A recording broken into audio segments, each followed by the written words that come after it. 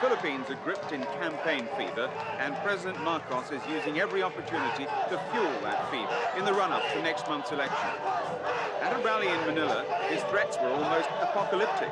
The opposition was working hand in hand with the communists, he charged. Opposition victory meant bloody civil war. You and I, who have no gun, you, the civilians, who are not soldiers, we will be the first to suffer. Many of us will die. It will be a bloody civil war. And so we should not allow this now.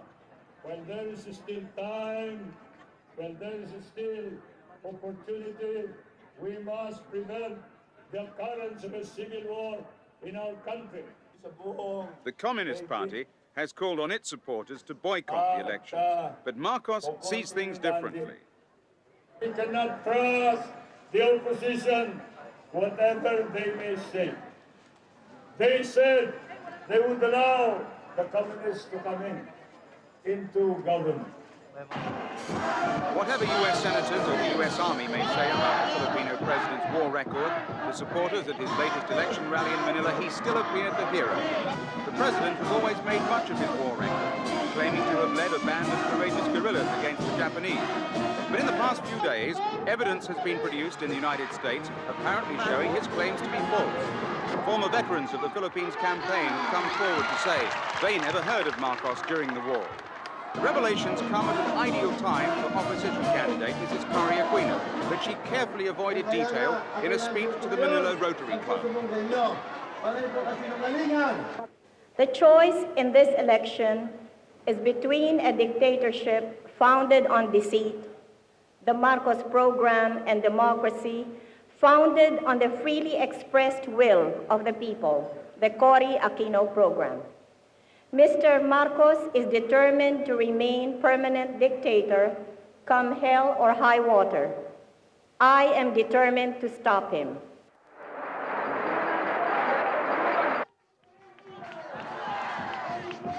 The president's campaign has been strong on criticism for his opponents and full of measures aimed at wooing the voters.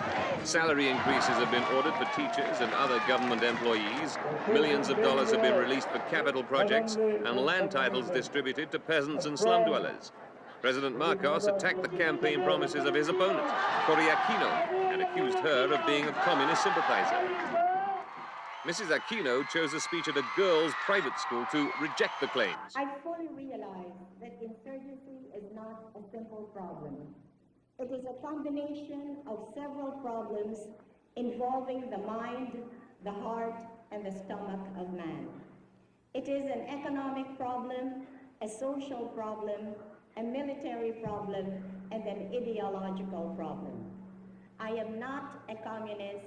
I have never been a communist, and I will never be a communist. But while the candidate's campaign for votes continues, other Filipinos are worried about an unfair election and want the election boycotted.